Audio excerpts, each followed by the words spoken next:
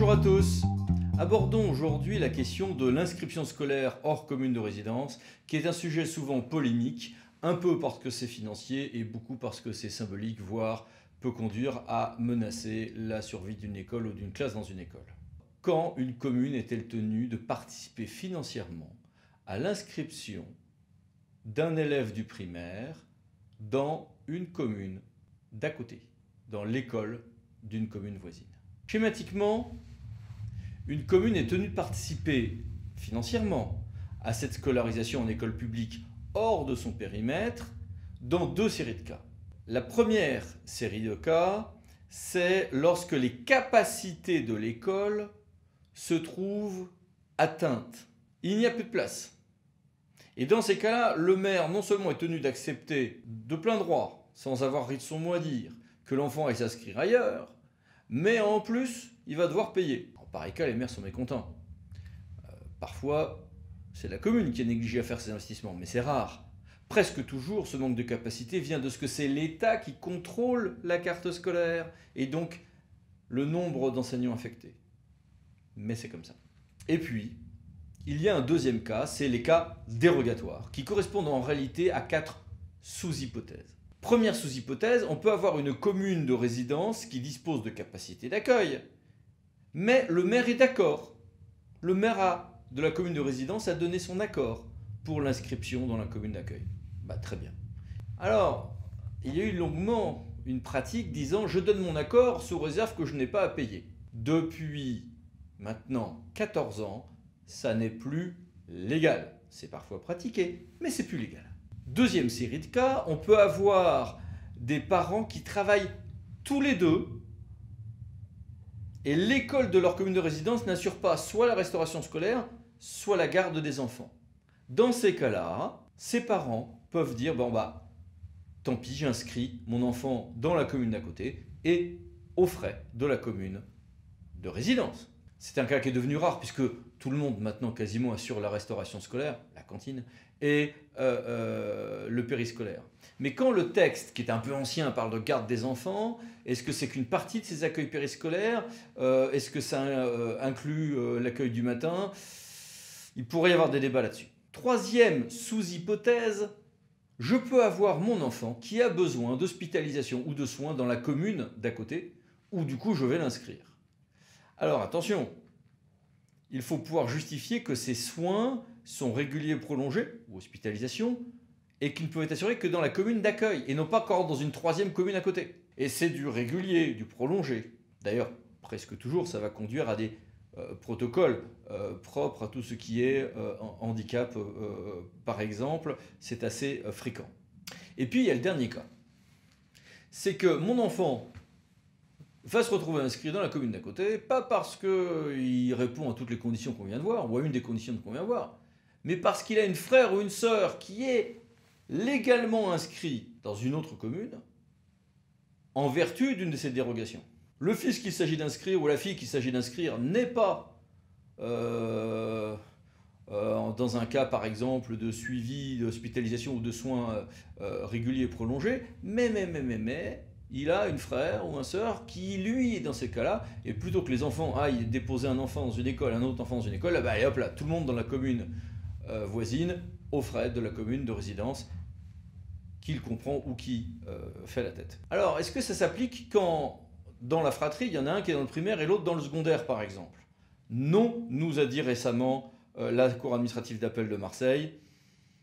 Bon, très bien, c'est un arrêt qui d'ailleurs pouvait être discuté. Donc on a bien soit les capacités de la commune, de l'école de la commune de résidence qui sont atteintes, même si c'est peut-être la faute à la carte scolaire qui n'est pas contrôlée par la commune, et soit une de ces 4 sous-hypothèses.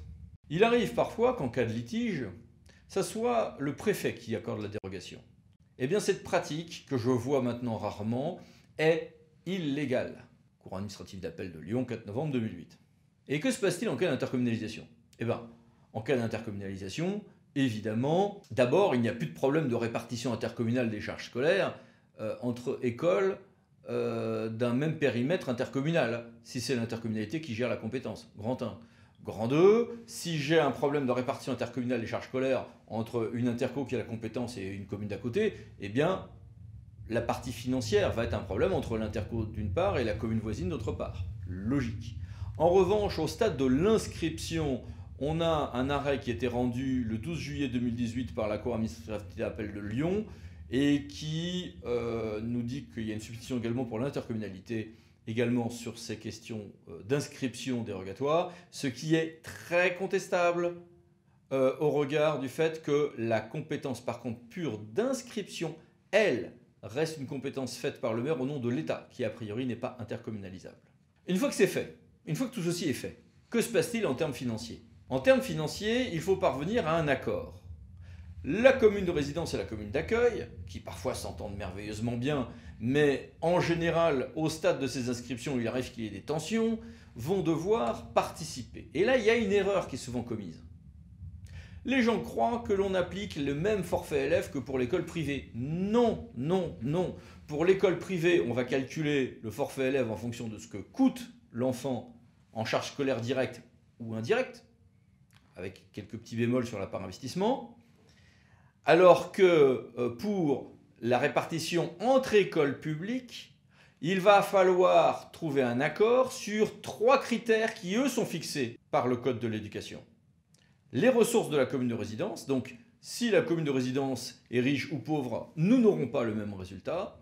Le nombre d'élèves de la commune de résidence qui sont scolarisés dans la commune d'accueil et le coût moyen par élève dans la commune d'accueil. Donc, combien coûte l'enfant pour de vrai? Combien il y a d'enfants, bien sûr, mais aussi les richesses des communes respectives en réalité, même si ce n'est pas rédigé ainsi. Alors vous allez me dire, il faut trouver un accord alors que le sujet était conflictogène à la base. Bah oui, mais si on ne se met pas d'accord, c'est le préfet qui va prendre un arrêté et nous mettre d'accord. Ce qu'il fait en général très bien, mais presque toujours très tard. Tout ceci peut sembler carré et somme toute agaçant pour certaines communes qui voient partir des élèves pour de bonnes ou de mauvaises raisons, et parfois de mauvaises, mais assez logique. Oui, oui, mais attention, attention.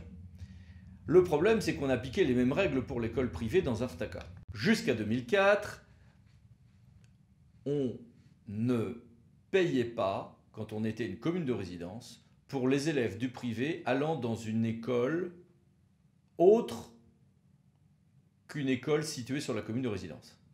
La commune A a un élève, et il va sur une école privée située sur la commune A. La commune A paye l'école privée, le forfait élève.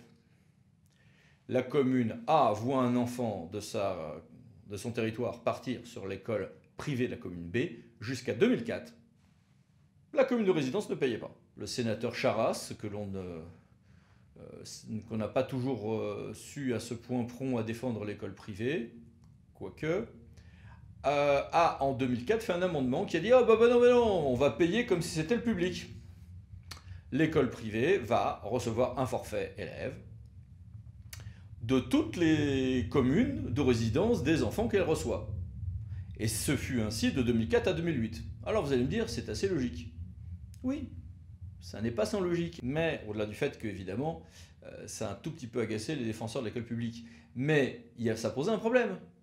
C'est qu'on vient de le voir. Les règles dans lesquelles on allait accepter ou pas qu'un élève parte dans une école publique de la commune d'à côté étaient des règles, elles, très strictes. Alors qu'il n'y a pas de possibilité de s'opposer au départ d'un enfant vers l'école privée. La seule limite, c'est en réalité, dans le contrat d'association, le nombre de classes qu'on va leur permettre d'ouvrir en réalité. Alors, il y a eu un réajustement avec la loi Carle, qui n'a pas toujours été comprise à l'époque et bien à tort, qui est une loi de bon sens du 28 octobre 2008, et qui dit, bon écoutez, moi, commune de résidence, je ne vais payer pour un élève qui va dans une autre commune, dans une école privée d'une autre commune, je ne vais payer que si je suis dans les mêmes dérogations que quand je dois payer s'il va dans la commune à côté, dans l'école publique. Donc, moi, commune de résidence, je vais payer pour les enfants de ma commune, toujours quand ils vont dans le privé, si c'est sur une école privée de ma commune. Si c'est l'école privée d'à côté, ça ne sera que si j'avais été obligé de payer s'ils étaient partis dans l'école public de la commune d'à côté. Ce qui conduit à des scénarios parfois un peu embrouillés dans la période transitoire qui a suivi 2008, mais qui aujourd'hui aboutissent donc à peu près à des règles logiques et connues, même si celles-ci donnent lieu à un certain nombre de litiges. Et à côté de ceci, il y a des cas particuliers. Le problème de la légalité d'inscrire un enfant alors même qu'il est en cours de cycle, ce qui donne lieu à quelques débats juridiques, mais c'est une limite qui en réalité n'est pas bloquante en droit, contrairement à ce qu'on entend souvent. Il y a un problème, c'est que ces règles sont parfois à adapter quand un enfant est renvoyé d'une école, par mesure disciplinaire. Troisième élément, le problème des divorces. C'est quoi la commune d'accueil? C'est quoi la commune de résidence? Quand en réalité les deux parents ont tous les deux la garde de l'enfant, une garde alternée, et vivent dans les deux communes, dont une des deux est une commune en réalité à la fois de scolarisation de résidence, mais pas pour l'autre parent. Ces cas-là sont passionnants en droit, sont souvent douloureux humainement, mais nous retiendraient trop longtemps si on avait à les étudier aujourd'hui. Donc, restons-en là, avec cette question qui souvent donne lieu à des débats passionnés, et dans l'intérêt des communes comme des familles, il est souvent utile de dépassionner ce jeu, et le rappel des règles juridiques parfois peut tout simplement remettre du calme dans ces questions qui sont parfois trop passionnelles. Merci, à bientôt pour une autre vidéo de notre cabinet. À bientôt.